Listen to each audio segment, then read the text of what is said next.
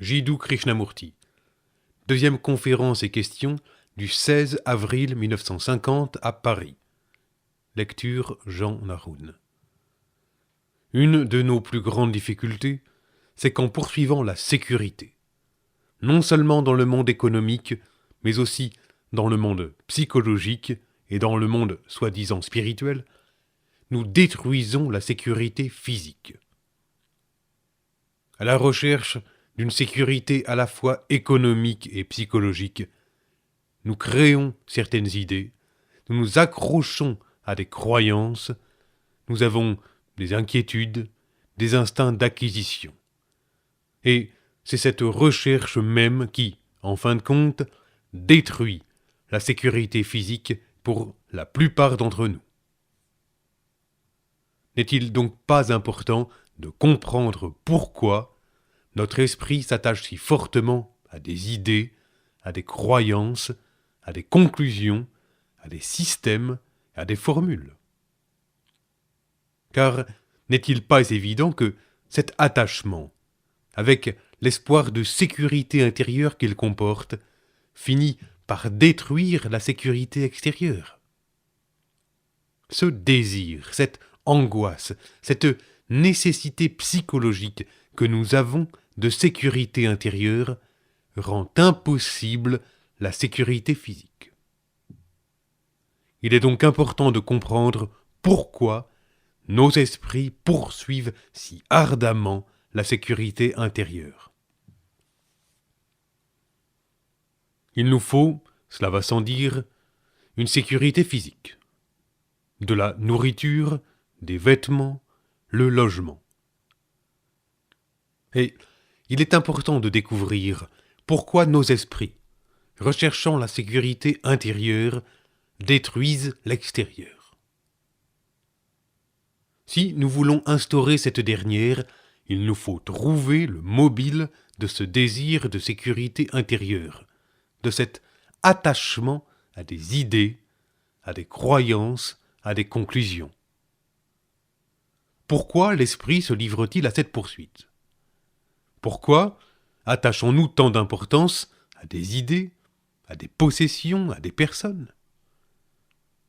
Pourquoi prenons-nous refuge dans des croyances, dans des mondes fermés, qui, en fin de compte, détruisent la sécurité physique?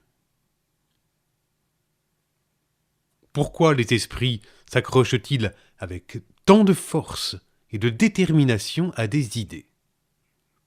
Nationalisme? Ou croyance en Dieu? Ou croyance à une formule? De telle provenance ou de telle autre provenance? Tout cela n'est qu'attachement à une idée. Or, nous voyons bien que les idées, les croyances divisent les hommes. Notre question est donc, pourquoi sommes-nous si fortement attachés à des idées? Si nous pouvions être libres du désir de sécurité intérieure qui divise les hommes, peut-être nous serait-il possible d'organiser la sécurité extérieure, qui est évidemment nécessaire et légitime. Tant que ce problème ne sera pas résolu radicalement, à sa base, fondamentalement, avec tout le sérieux qu'il comporte, nous n'aurons pas de sécurité extérieure. Il ne s'agit pas de trouver une formule, un système, en vue d'établir une sécurité extérieure, mais de découvrir pourquoi l'esprit est constamment à la recherche d'une ségrégation intérieure, d'une satisfaction, d'une sécurité psychologique. Cette question est facile à poser, mais il est très difficile d'en trouver la réponse vraie. En effet, étant tous assoiffés de certitude, nous fuyons l'incertitude. Nous voulons la certitude dans nos affections, dans nos connaissances, dans nos expériences. Car ces certitudes nous donnent de l'assurance, un sentiment de bien-être. Elles nous mettent à l'abri de ce qui pourrait nous déranger, Elle nous protège contre le choc d'une qualité nouvelle, sitôt qu'elle apparaît. C'est ce désir même de certitude qui nous empêche d'entreprendre des investigations sur la nécessité de nous libérer de notre désir intérieur de sécurité. Notre capacité de faire toutes sortes de choses avec nos mains ou avec notre esprit nous donne manifestement beaucoup de satisfaction. Notre esprit, qui est une accumulation de connaissances et d'expériences, cherche une certitude dans ses propres capacités. Car, dans cet état, il n'éprouve aucun trouble. Il n'y a plus pour lui ni angoisse, ni crainte, ni expérience nouvelle.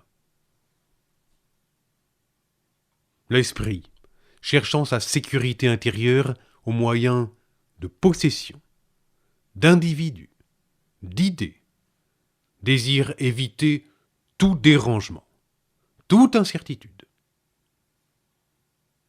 N'avez-vous pas souvent observé comme il se révolte contre tout ce qui est neuf, idées, expériences, état? Et lorsqu'il lui arrive de vivre un nouvel état, il le ramène aussitôt dans son propre champ, dans le domaine du connu. L'esprit, vous l'avez certainement remarqué, fonctionne perpétuellement dans le champ de la certitude, dans le champ du connu, dans le champ de la sécurité, c'est-à-dire à l'intérieur de ses propres projections, de sorte qu'il ne peut jamais rien connaître qui soit en dehors d'elle. Mais l'état de création est, au contraire, un état d'expérience vécue qui dépasse la pensée. Et il ne peut pas avoir lieu tant que l'esprit est attaché à une forme particulière de sécurité, intérieure ou extérieure. L'important pour chacun de nous est donc de savoir par où nous sommes attachés et dans quelle direction nous sommes à la recherche de notre sécurité. Et si cette question nous intéresse vraiment, il nous est facile de faire par nous-mêmes cette découverte, de savoir de quelle manière, à la suite de quelles expériences, à travers quelles croyances, notre esprit cherche une sécurité, une certitude. Et voilà ce que chacun de nous doit découvrir, non pas théoriquement, mais en fait. Car aussitôt que, par expérience directe, nous vivons notre attachement à telle croyance, à telle affection, à telle idée, à telle formule, il se produit en nous une libération de cette forme particulière de sécurité. Et dans cette incertitude, qui n'est pas un isolement, qui n'est pas la peur, il se produit un état créateur. L'incertitude est essentielle à cet état. Nous voyons partout dans le monde que les croyances, les idées et les idéologies divisent les hommes et provoquent des catastrophes, des malheurs, de la confusion. Attachés à nos croyances et divisés par nos opinions et nos expériences personnelles, que nous pensons être la vérité suprême. Nous essayons alors d'organiser une action collective, ce qui est manifestement impossible. Il ne peut y avoir d'action collective que dans l'affranchissement de tout désir de refuge au sein d'idéologies, de croyances, de systèmes, de groupes, de personnes, de maîtres, d'enseignements, quels qu'ils soient. Au cœur d'une semblable liberté, où n'existerait plus aucun désir de sécurité intérieure, l'on pourrait rendre possible une sécurité extérieure consistant en la jouissance des objets matériels nécessaires à la survivance de l'homme. Je répondrai maintenant à certaines questions qui m'ont été posées, mais rappelez-vous qu'il n'y a de oui et de non catégorique à aucun problème humain. L'on doit penser chaque problème jusqu'au bout, en y pénétrant, en embrassant sa vérité. Seulement alors, il révélera sa propre réponse.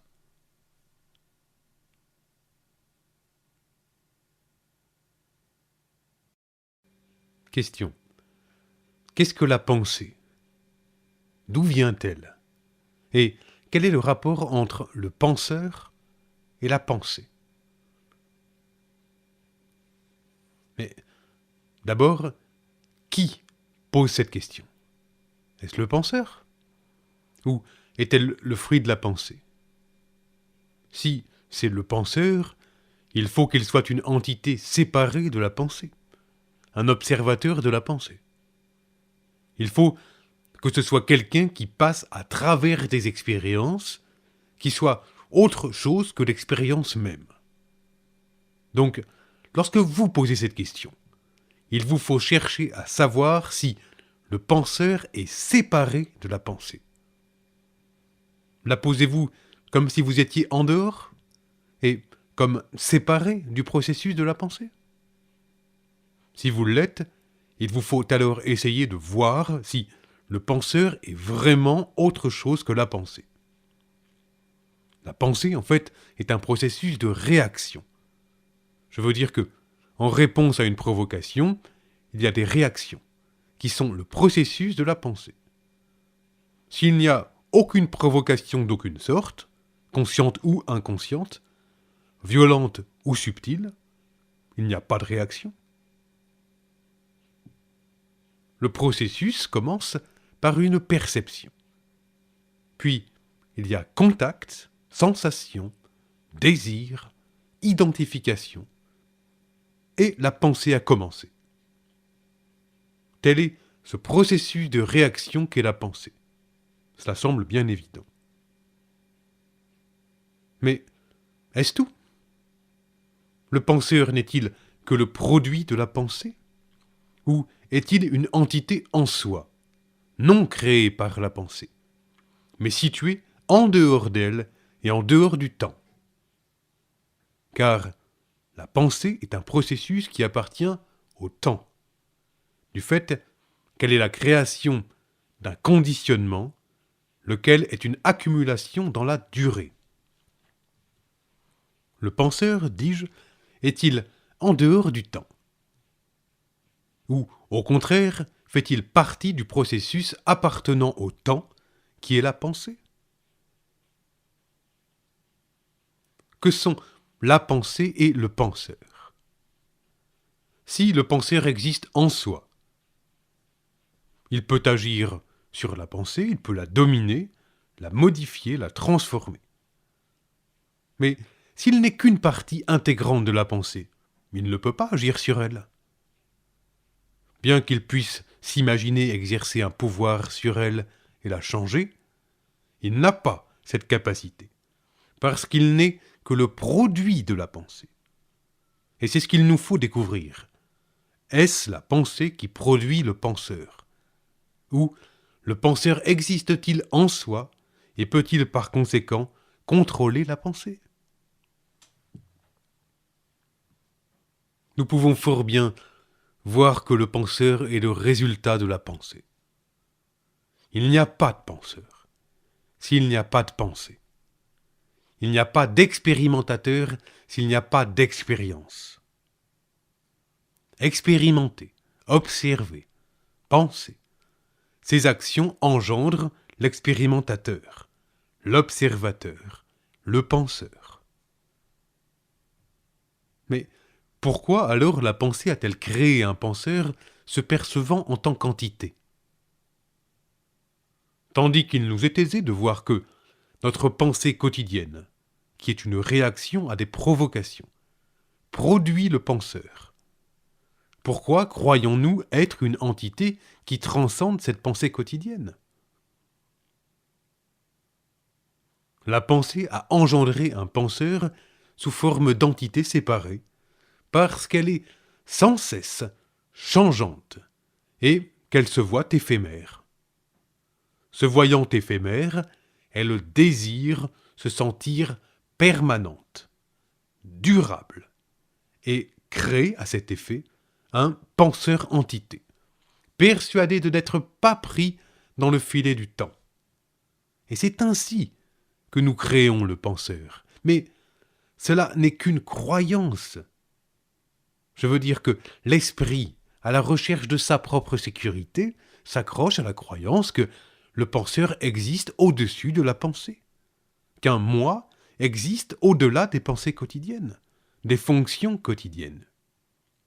Et le penseur, devenant ainsi une entité, se met à gouverner, à modifier, à dominer la pensée, ce qui évidemment provoque un conflit entre penseur et pensée, entre l'acteur et l'action.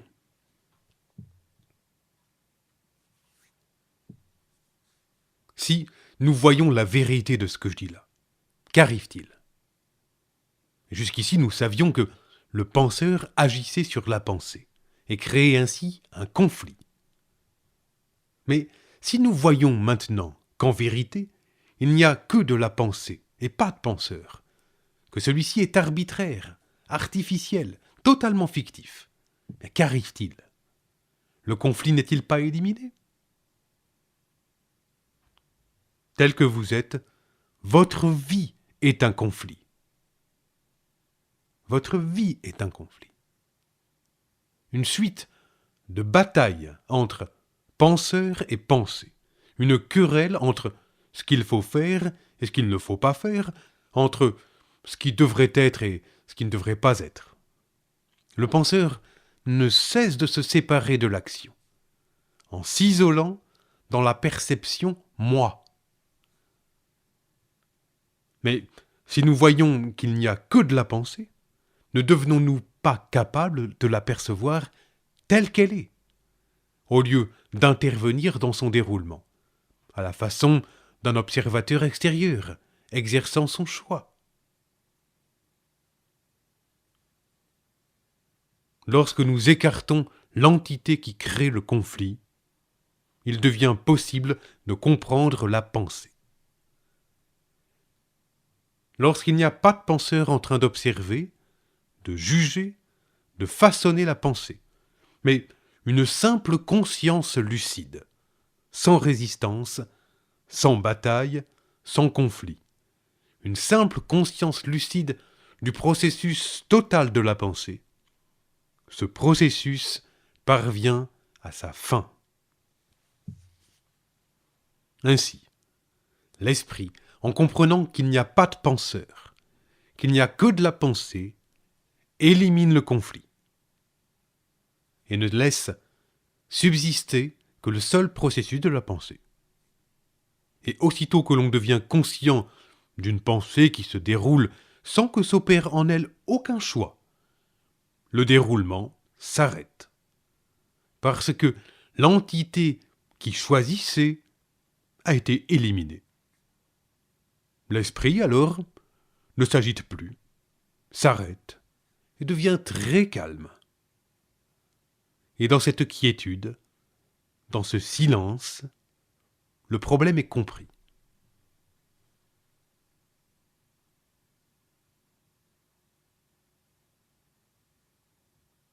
Question. En considérant l'état actuel du monde, on voit qu'une action immédiate est nécessaire, de la part de ceux qui ne sont inféodés à aucun système, de gauche ou de droite. Comment un tel groupe peut-il être formé et comment pourrait-il exercer son action sur la crise actuelle? Comment ce groupe peut-il être créé? Ce groupe n'appartenant ni à la gauche ni à la droite, ni à aucune croyance particulière. Comment pensez-vous qu'il pourrait se former? Et qu'est-ce qu'un groupe? C'est vous et moi, n'est-ce pas?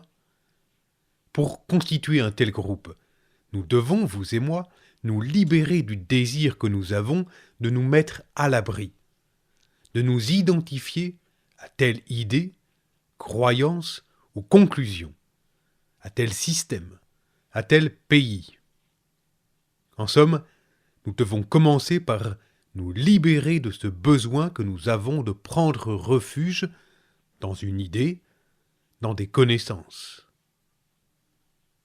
Et si nous le faisons, nous sommes ce groupe libéré de tout exclusivisme et de toute appartenance. Mais le sommes-nous? Sommes-nous, vous et moi, de telles entités? Si nous ne sommes pas libérés de croyances, conclusions, systèmes et idées, nous pourrons former un groupe, mais qui ne fera qu'ajouter à la confusion, créer des chefs, procéder à la liquidation de ceux qui ne seront pas d'accord, etc., etc. Donc, avant de penser en termes de groupe et d'action future, demandons-nous si nous sommes libérés de ce désir de refuge. L'important, pour nous, est de le savoir intérieurement, profondément, et non verbalement, en surface. Il nous faut nous examiner, non seulement dans notre conscience apparente, mais aussi dans les couches les plus secrètement enfouies de notre esprit et de notre cœur, afin de savoir si nous sommes réellement affranchis de tout sens d'identification avec tel groupe, telle nation, telle croyance, tel dogme. Si nous ne le sommes pas, le groupe que nous organiserions engendrerait fatalement le même désordre, la même confusion que tous les autres. Mais vous me répondrez probablement que cela vous prendrait beaucoup de temps pour vous libérer de vos croyances et des dogmes que vous avez projetés en tant que fabrication de votre esprit. Que, par conséquent, vous ne pouvez pas encore coopérer à une telle action. Que vous ne pouvez encore rien faire, qu'il vous faut attendre. Et voilà votre réaction, n'est-ce pas? Vous vous dites, puisque je ne suis pas libre, je ne peux pas agir dans le sens que vous indiquez. Que dois-je donc faire? N'est-ce point là votre question? Et pendant que vous attendez, le monde continue, avec sa confusion, ses misères, ses horreurs, ses destructions. Ou, au contraire, étant très désireux de porter secours à ce monde, vous vous jetez dans la mêlée, avec vos croyances, vos dogmes, et vous ajoutez au chaos. Mais ce qu'il importe de voir, c'est qu'aucune action réelle et juste n'est possible tant que l'esprit s'attache à une conclusion, quelle qu'elle soit, à une croyance, de gauche ou de droite. Si vous percevez réellement la vérité de ce que je dis là, vous serez en état d'agir. Et cela ne vous prendrait guère de temps. Voir cette vérité n'est pas affaire de progrès spirituel, d'évolution. Voir un fait, est-ce un processus d'évolution? Mais cette vérité ne vous intéresse pas. Vous ne voulez pas la voir. Vous vous bornez à dire « il me faut du temps pour me libérer ». Et vous laissez tomber la question. Et la question, donc, est celle-ci. Est-il possible, pour une personne ordinaire, comme vous et moi, pour une personne qui ne se pique pas d'appartenir à une élite, intellectuelle ou autre, de se libérer immédiatement de tout désir, de s'attacher à une croyance ou à un dogme? Est-il possible de se libérer immédiatement de toute croyance? Si vous vous posez sérieusement cette question, peut-il subsister un doute à son sujet? Y penser, est-ce une affaire de temps? Lorsque vous voyez que les croyances divisent les hommes, lorsque vous le sentez réellement, et que vous le comprenez intérieurement, mais vos croyances ne se détachent-elles pas de vous? Ça n'exige aucun effort, aucune lutte, aucun processus, aucun temps. Mais nous ne sommes pas désireux de voir ce fait. C'est là notre difficulté. Nous voulons agir. Et alors, nous adhérons à des groupements qui sont peut-être un peu plus cultivés, un peu plus bienveillants, un peu plus agréables que d'autres. De tels groupements peuvent agir, mais ne produiront, comme les autres, que du chaos, bien que dans des directions différentes.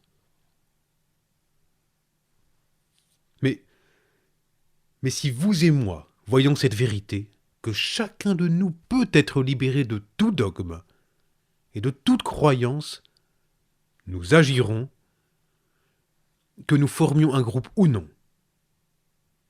Et c'est cette action dont le monde a besoin. Il n'a pas besoin d'action basée sur des idées. Donc, le point important de cette question est de savoir si une action est possible sans idée ni croyance. Est-il possible d'agir sans se baser sur une idée ou une croyance? C'est à vous de le découvrir. Ne répondez pas à cette question par un non ou un oui. Vous ne pourrez découvrir la réponse que par expérience. Et cette expérience, l'expérience d'une action libre de l'imposition des idées, vous la ferez lorsque vous verrez que, partout dans le monde, les actions basées sur des croyances, des dogmes, des conclusions, des systèmes provoquent une division, des conflits, une désintégration.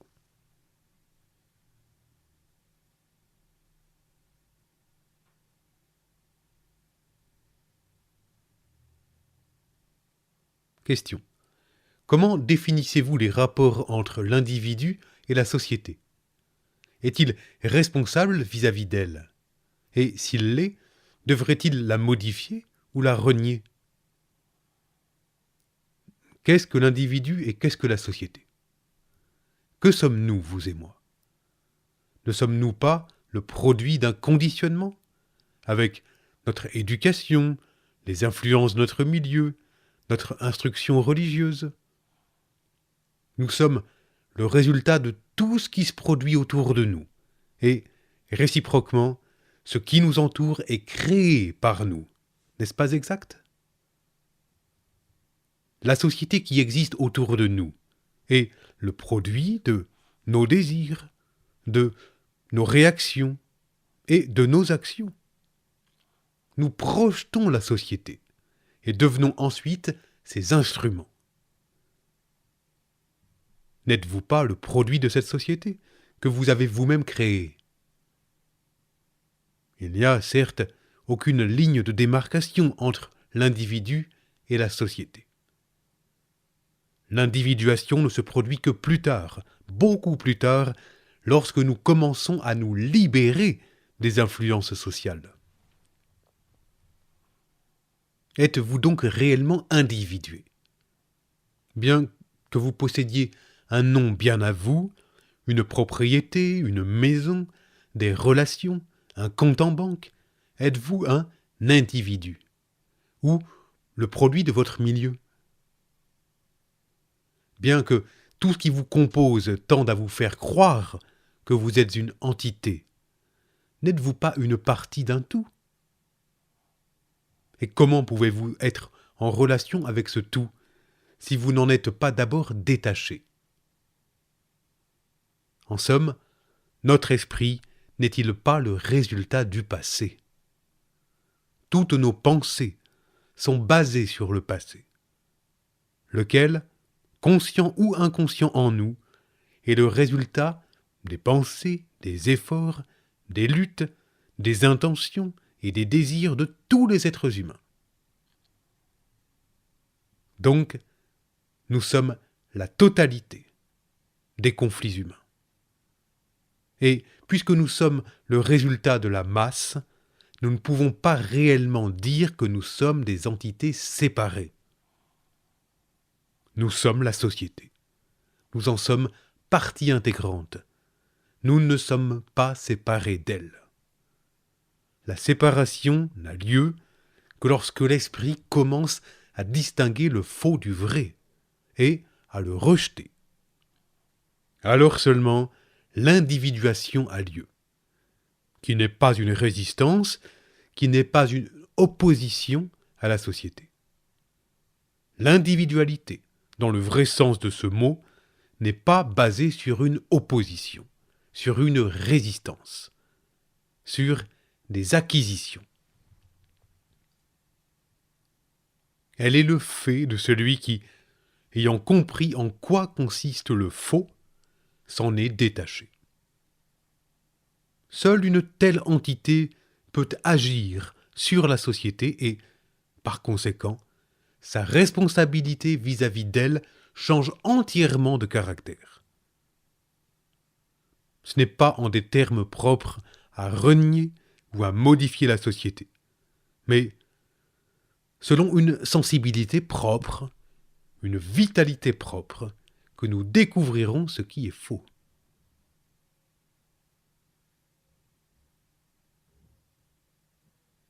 Ainsi, tant que vous et moi n'aurons pas la connaissance de nous-mêmes, tant que nous ne comprendrons pas la totalité de notre processus intérieur, nous pourrons avoir l'idée de renier ou de modifier la société.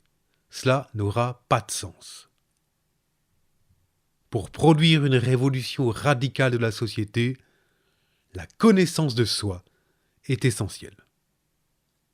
Elle consiste à prendre conscience de ce qui est faux.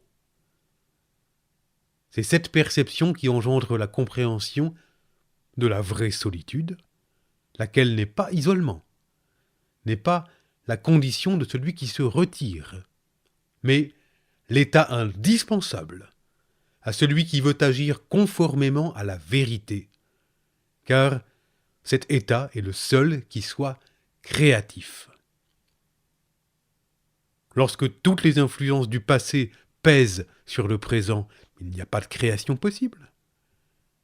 Il n'y a de création que dans une solitude, un isolement qui, je le répète, n'est pas la solitude ou l'isolement ou la séparation, mais un état où l'on est seul, du fait que l'on comprend à la fois ce qui est conscient en nous et ce qui est caché.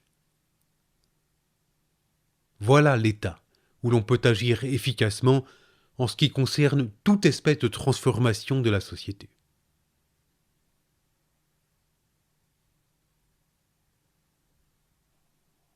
Question. Y a-t-il un rapport entre la mort et la vie ? Y a-t-il une séparation entre la vie et la mort ? Pourquoi considérons-nous la mort comme quelque chose de distinct de la vie ? Pourquoi en avons-nous peur ? Pourquoi tant de livres ont-ils été écrits sur elle ? Pourquoi traçons-nous cette ligne de démarcation entre la vie et la mort ? A-t-elle une réalité ou n'est-elle qu'une création arbitraire de l'esprit ? Lorsque nous parlons de la vie, nous désignons, n'est-ce pas, un processus de continuité dans lequel il y a identification. Il y a moi et ma maison, moi et ma femme, moi et mon compte en banque, moi et mon expérience. Et c'est cela que nous appelons la vie, n'est-ce pas ?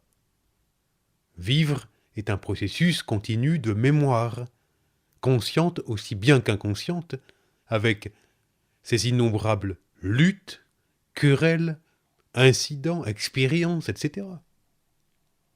Tout cela est ce que nous appelons vivre. Et en opposition à cela, il y a la mort, qui met fin au processus. Ayant créé cet opposé, qui est la mort, nous la redoutons, et nous commençons alors à rechercher les rapports qui peuvent exister entre la vie et la mort. Et si nous pouvons combler ce qui les sépare, avec quelques explications, avec une croyance en une continuité, en un au-delà, nous sommes satisfaits.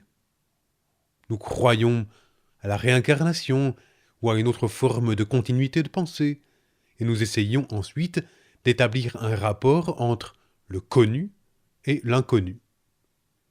Nous essayons de relier le connu à l'inconnu afin d'établir un rapport entre le passé et le futur. N'est-ce point cela que nous faisons lorsque nous posons des questions sur les rapports entre la vie et la mort? Nous voulons jeter un pont entre ce qui vit et ce qui s'achève. Tout au fond de nous, c'est cela que nous pensons.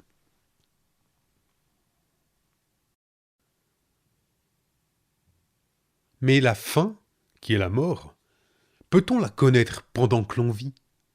Je veux dire que si nous parvenons à connaître la mort pendant que nous vivons, elle ne sera plus un problème.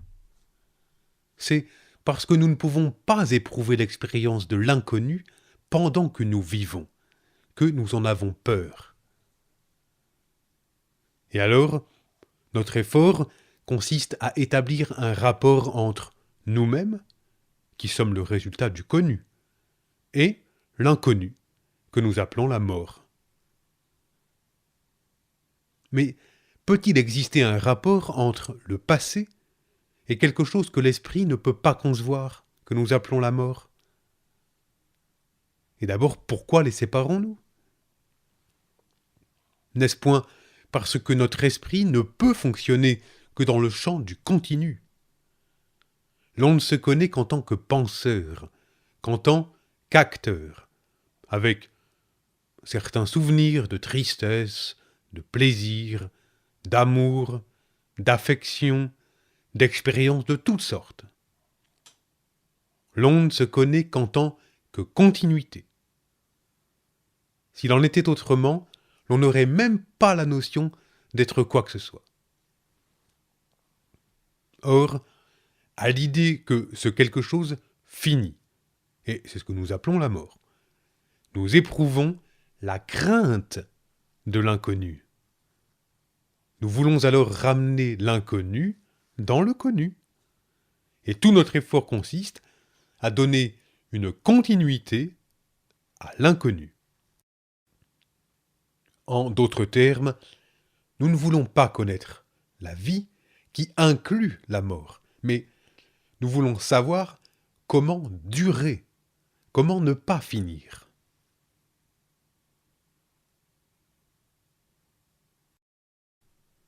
Pourtant, ce qui se prolonge n'a pas de renouveau. Il ne peut rien avoir de neuf, de créatif dans ce qui continue, dans ce qui dure. Ça semble bien évident. Ce n'est que lorsque cesse la continuité qu'une possibilité est ouverte à ce qui est éternellement neuf. Mais c'est cette fin que nous redoutons.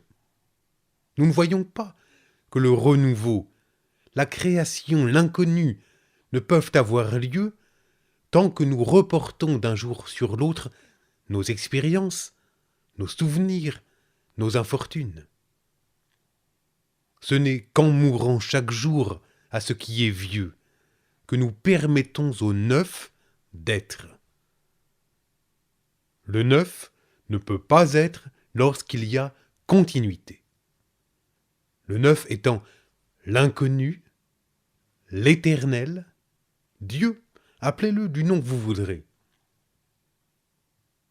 La personne, l'entité, cette continuité, qui cherche l'inconnu, le réel, l'éternel, ne le trouvera pas.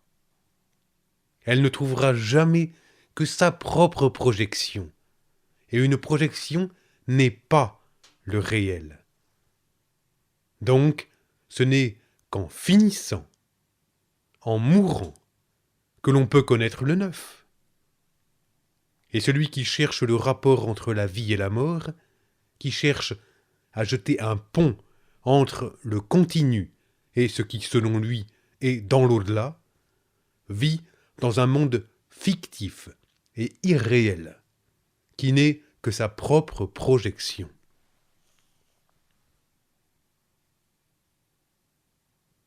La question que l'on doit se poser est donc, peut-on, pendant que l'on vit, mourir, c'est-à-dire parvenir à une fin, être comme si l'on n'était rien? Est-il possible, pendant que l'on vit dans ce monde où tout devient quelque chose de plus, ou quelque chose de moins, où tout n'est que processus d'ascension tendant à un accomplissement, à une réussite? Est-il possible, dans un tel monde, de connaître la mort? Est-ce possible? Est-il possible de mettre fin à tous les souvenirs? Et je ne parle pas de la mémoire des choses matérielles, telles que le chemin que vous prendrez pour rentrer chez vous, etc., mais de l'attachement intime par la mémoire à des sécurités psychologiques. Je parle des souvenirs que l'on a accumulés, emmagasinés, et dans lesquels on cherche la sécurité et le bonheur. Est-il possible de mettre fin à tout cela? Ce qui veut dire mourir chaque jour, de sorte qu'un renouveau puisse se produire le lendemain. C'est de cette façon seule que la mort peut être connue. En cette mort seule, tandis que tout cesse et que prend fin la continuité, le nouveau se révèle, lui qui est la création éternelle.